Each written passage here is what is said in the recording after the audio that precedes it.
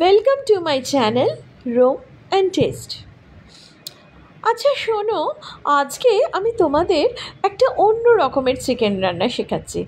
এই চিকেনটা কিন্তু লাল চা দিয়ে তৈরি করতে হবে। টেস্ট অসাধারণ হয়, একবার ট্রাই করে দেখো। হ্যাঁ, অবাক হইও না, চিকেনটা কিন্তু লাল চা দিয়ে বানানো হবে। প্রথমে কড়াই সর্ষের তেল নেব, নিয়ে দেখো আমি যেভাবে গোটা গোটা রসুন দিয়েছি এরকম গোটা রসুন দেবে, আর দেবে টমেটো। বেশ ভাজা ভাজা যেই হবে, পাতলা পাতলা করে পেঁয়াজ কাটা ছিল সেই পেঁয়াজগুলো দিয়ে দেবে। এই রান্নায় কিন্তু কোনো বাটা মশলা দেবে না, মানে রসুন বাটা পেঁয়াজ বাটা এটা কিন্তু নয়, এরকম কুচি কুচি করে দিতে হবে।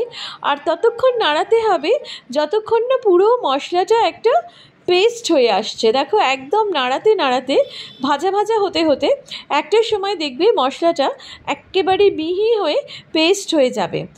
এই মিশ্রণটা দরকার, এটা কিন্তু নাড়াতে নাড়াতেই হবে।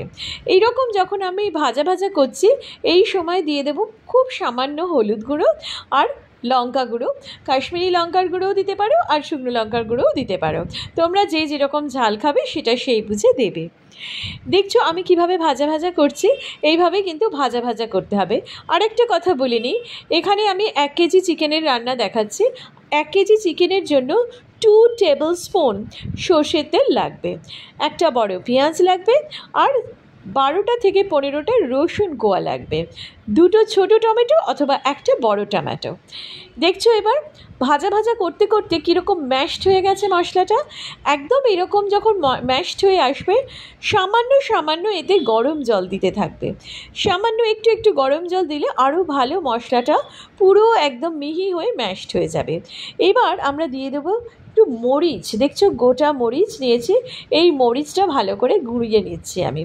এই মরিচের সাথে দিয়ে দেব সামান্য একটু ধনে, মৌরি আর গোটা গরম মশলা, সেটা কিন্তু আমি শুকনো খোলায় রোস্ট করে গুঁড়িয়ে রেখেছিলাম। সেই গুঁড়োনো আর এই মরিচ গুঁড়ো একসাথেই আমি দিয়ে দিলাম। এবার দেখো মশলাটার কালার কীরকম আসে, এই রকম হচ্ছে কালারটা আসবে। এই রকমভাবে আমি আরও ভাজা ভাজা আরেকটু করে নিলাম ওই মশলাটা দিয়ে, মানে মশলার যে পাউডারটা দিয়ে এই রকমভাবে ভাজা ভাজা করে নিচ্ছি।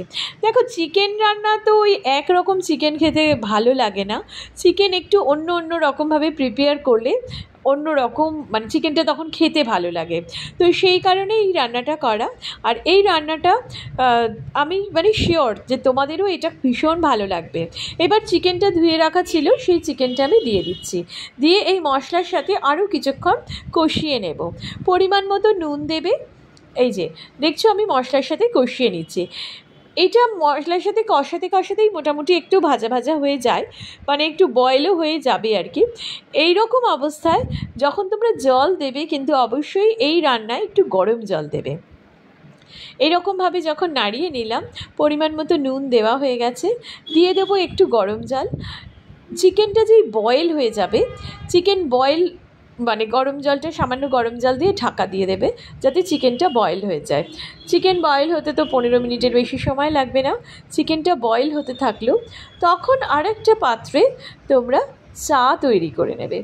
চা 1 কাপ চা যথেষ্ট, 1 কাপ লিকার চা, অর্থাৎ হ্যাঁ লাল চা, লিকার চাটা কিন্তু তৈরি করে নেবে। এই লিকার চা তৈরি করে নিয়ে দেখো আমিও লিকার চা তৈরি করে নিয়েছি। এই যে এইরকমভাবে লিকার চা আমি তৈরি করে নিয়েছি। চিকেন কিন্তু তখন টোটালি বয়েল হয়ে গেছে, চিকেন কিন্তু বয়েল হয়ে গেছে। এবার আমি চাটা দিয়ে দিলাম, এই লিকার চাটা আমি দিয়ে দিচ্ছি। এরপর একটু ফুটে উঠবে, দেখো কেমন খেতে লাগে।